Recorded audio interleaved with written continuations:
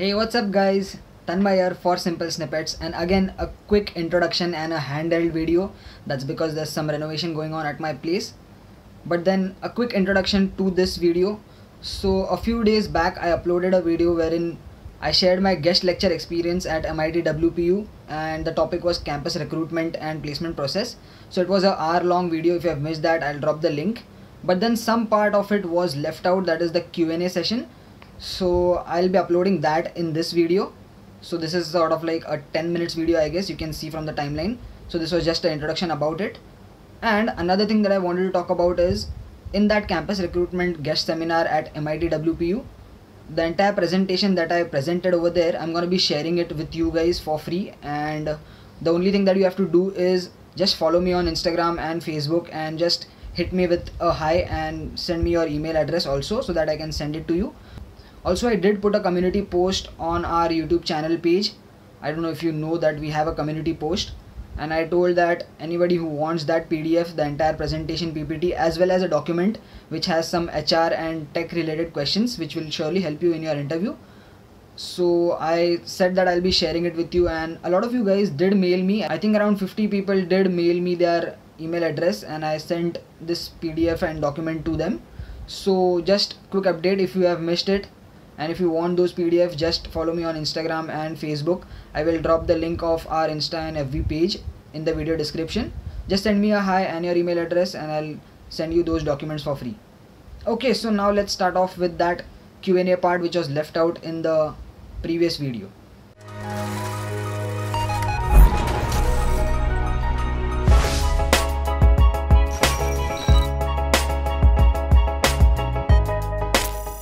Alright, Q&A. Any questions? Or anything you want to add on? Raise your hands. We are friends, right? Anybody? Yeah.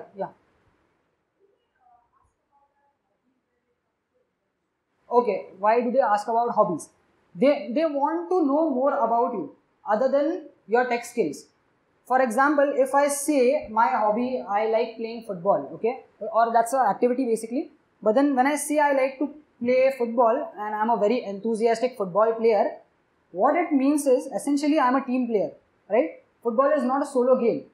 It means I'm a competitive person, but I like to play and I'm good in team playing. So basically every hobby is a skill or is something which is telling you more about yourself. For example, a hobby can be calligraphy or drawing or painting can be a hobby, but that gives a very detailed analysis to an interviewer that you are creative, which means you probably can be good at user interface or the front end side. So they are looking for everything that can be useful for them, right? So when they get to know you more, they tend to map you. This is more specific to the HR part. The tech interviewer might not ask you these detailed questions, right? The HR person is profiling you, as in what are your interests, what are your weaknesses, and how can we use that interest for the betterment of the company. So they tend to ask you everything. Literally, they try to make a map of you, as in how are you at XYZ, how are you at this, how are you at that. So every skill that you tell, so every point that you speak is basically giving an insight of you. Okay, so pretty clear. Anybody else? Any questions? Any questions in the back? The people who are sleeping, come on, wake up guys. Last row. Any questions? Are you feeling shy or what? No, na? There's no shyness, right? I'm literally not getting any answer. Come on. Okay, Shivani, go ahead.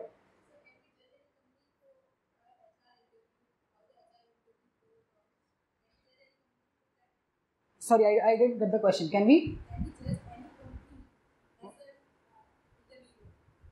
we judge any company? I'm really not getting you. I mean,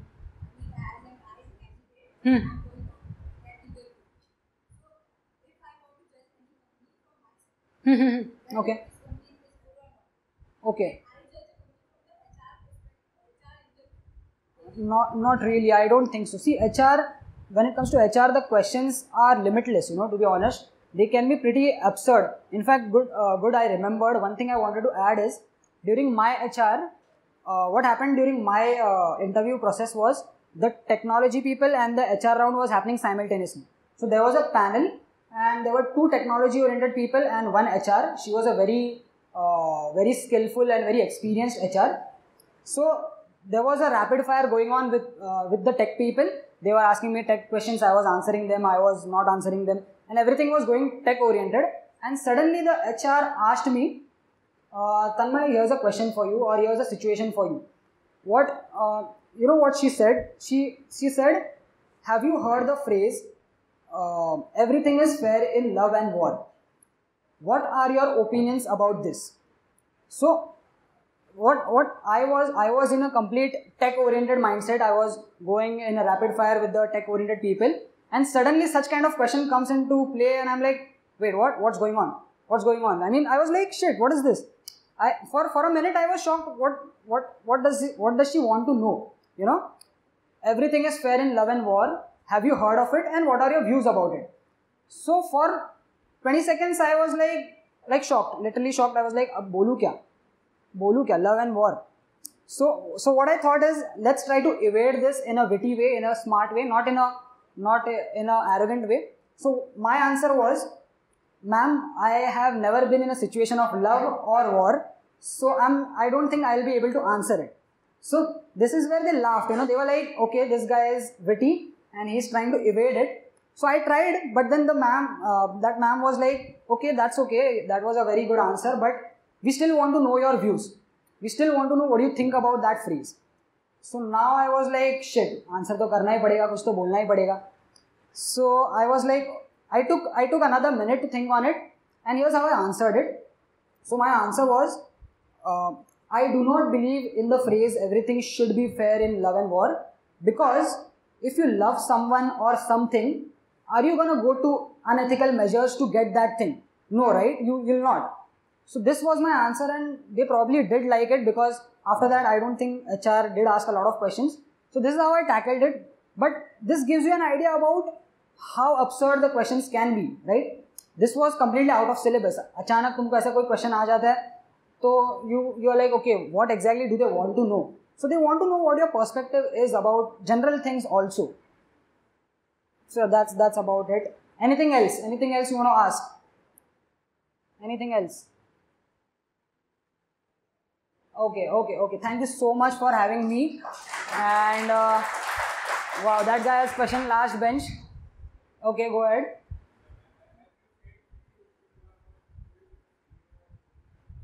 Right. It will definitely give you an edge over others, right? So if you and your friend is selected, and if you know everything about the company, your friend doesn't know, that gives a very positive impression about you, right? Because it makes you look that you are really interested in the company.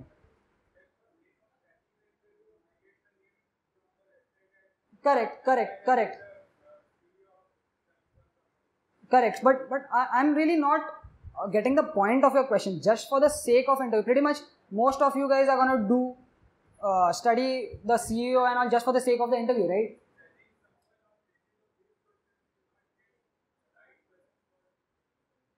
No, that is something that they have to decide. You know, you cannot assume that for an interviewer. For example, if I know every detail about the company, the interviewer might definitely be, in most cases, be happy that okay, this guy really knows a lot about this company. That primarily gives a positive impression. I'm not really getting your question over here, or what you're trying to say is it do we need to judge for the sake of the interview? Do we need to know all these things, right? Sorry. Sure. Why not? Why? And we're not doing it just for the sake. Obviously, we are doing it for the interview. But then you are knowing something, right? It's a information. It's a piece of information that will be there in your head. So knowing about a company is always good. You always need to have a good study about what you're doing prior to actually doing it. So that definitely gives a positive edge for you, knowing about the company details, CEO, CFO, the market capitalization, the technology stack, whatever things are used. That gives a very positive impression to any interviewer, because then he thinks, okay, this guy really knows a lot of things about this company. He really is interested. And there's nothing unethical about knowing it, right? It's always good to know. You got your answer right, because I found your question little weird. Okay.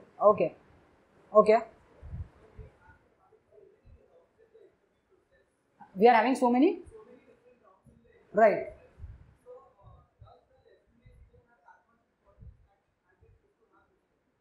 It does, especially if you have done some work, some projects. When it comes to a technology oriented profile, if it's a hardcore programmer or developer or any subdomain of IT, if you have done some work, that line. So my resume was, I have shared it with Sanjay and all. Probably you can check it out. My resume had all those projects that I've done.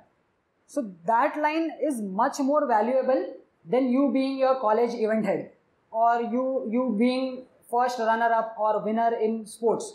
Because what they are looking, let's say they are looking for an Android developer, and in your projects you've added Android apps. That one line is much at higher value than any like 10 different achievements that you have in sports or in extracurriculars.